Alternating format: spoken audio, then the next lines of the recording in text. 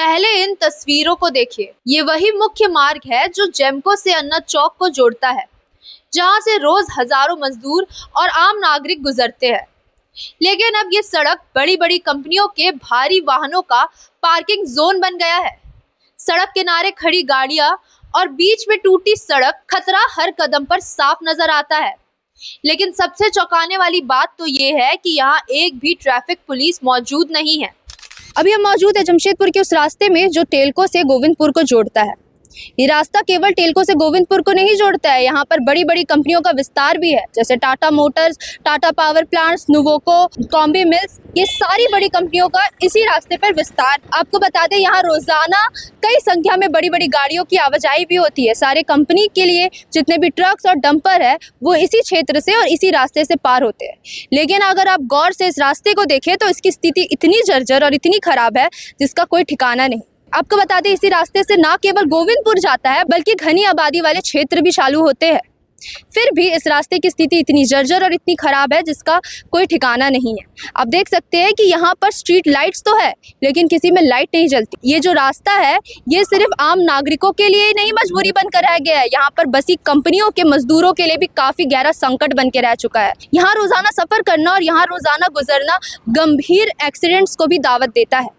अभी कुछ दिनों पहले ही हमने यहाँ से एक कवरेज की थी जिसमें हमने बताया था कि एक मजदूर की जान चली गई थी। इस रास्ते पर एक मजदूर की जान चली गई थी और उसका सबसे बड़ा कारण था कि ये जो सड़क है ये 2 महीने से निर्माण कार्य में चल रहा है, लेकिन अब तक इतनी बड़ी बड़ी कंपनियों के विस्तार होने के बावजूद ये सड़क अब तक पूरा नहीं हो पाया है।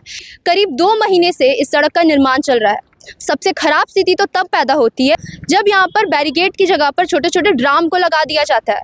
अब सोचिए जब रात को यहाँ से मजदूरों को छुट्टी मिलती होगी रात के शिफ्ट को पूरा करने के बाद, या फिर जो शिफ्ट शुरू होती है उस वक्त मजदूर आते होंगे तो उन्हें क्या ये छोटे छोटे ड्राम दिखते होंगे? क्या यहाँ पर बैरिकेडिंग और लाइटिंग की सुविधा नहीं होनी चाहिए थी? सबसे खराब स्थिति तो तब बनती है जब हम देखते हैं जो बड़े बड़े कंपनियों की जो गाड़ियां है, बड़ी बड़ी गाड़ियों का आवाजाही यहाँ से हमेशा होता रहता है, लेकिन वो सिर्फ आवाजाही तक सीमित नहीं रहती है। यहाँ से जो रास्ता टेलको की ओर जाता है वहाँ के सड़क पर जो बड़ी बड़ी गाड़ियाँ हैं वो नो पार्किंग के क्षेत्र पर गाड़ियों को खड़ा कर चले जाती है और इसका नतीजा क्या होता है? रोड पहले से ही सक्रिय है और जर्जर स्थिति पे है, और जब इस रोड पर जो बड़ी बड़ी गाड़ियाँ हैं वो खड़ी रहती है जिस कारण से जो लोग हैं उन्हें आवाजाही में काफ़ी दिक्कतों का सामना करना पड़ता है। हमारा यही सवाल है, अगर नो पार्किंग के जोन में बड़ी बड़ी गाड़ियाँ खड़ी रहती है, अगर नो पार्किंग के जोन में कंपनी के बाहर जितनी भी गाड़ियाँ है वो खड़ी रहती है, तो आम नागरिक किस रास्ते का उपयोग करे? अगर रास्ता सही तरीके से बन नहीं पा रहा है, अगर रास्ता जर्जर हुए जा रहा है, अगर रास्ते पे स्ट्रीट लाइट नहीं है तो इसका खामियाजा आम नागरिक क्यों भुगते? सबसे बड़ा सवाल तो यहाँ पर विस्तारित बड़ी बड़ी कंपनियों पर भी उठता है कि इतने सालों से इस रास्ते की स्थिति इतनी खराब है, यहाँ से रोजाना कितने सारे मजदूर गुजरते हैं, आम नागरिक गुजरते हैं, और कई बार तो हमारे सामने कई दुर्घटनाओं की खबर आती है। लेकिन इसके बाद भी यहाँ के प्रशासन और कंपनी के बड़े अधिकारियों को क्या ये नहीं दिखता है?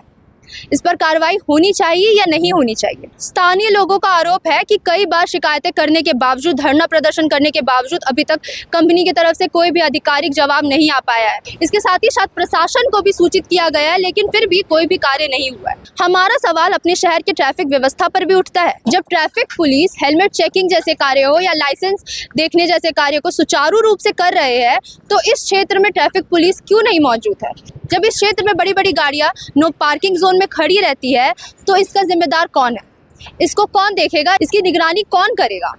हमारा सवाल प्रशासन के ऊपर यही है। जब आप हमारे शहर में ट्रैफिक की सुविधा को लेकर, ट्रैफिक से जुड़ी सारे नियमों को लेकर इतने दुरुस्त होते हैं, खास करके हेलमेट चेकिंग को लेकर आए दिन कोई ना कोई वीडियो वायरल होता रहता है जिसमें हम आम नागरिक और ट्रैफिक पुलिस के बीच भिड़ंत देखते हैं, तो आखिर नो पार्किंग जैसी स्थिति पर क्यों नहीं कोई काम होता है? जब नो पार्किंग के क्षेत्र पे बड़ी बड़ी गाड़ियों का, कार, बाइक्स या फिर ट्रक या डंपर जैसी गाड़ियां खड़ी रहती है तो उसका निर्णय कौन करेगा?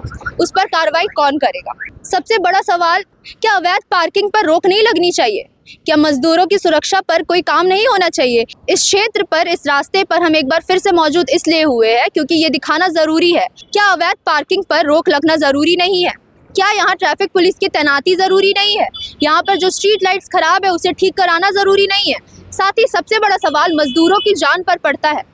अगर मजदूरों की सुरक्षा ही जरूरी नहीं होगी तो वो कैसे अपना भरण पोषण करेंगे। इस वक्त यहाँ पर कई मजदूर काम कर रहे हैं बड़े बड़े कंपनियों में और यही रास्ते से वो रोज आना जाना करते हैं, लेकिन ये रास्ता इतना खराब होने के बावजूद भी उन्हें यहीं से सफर करना पड़ता है। अपनी जान को जोखिम में डालकर रोजाना यहाँ से पार होना पड़ता है। दिन में तो अव्यवस्था दिखती ही है, लेकिन रात में तो ये और भी ज्यादा डरावना हो जाता है।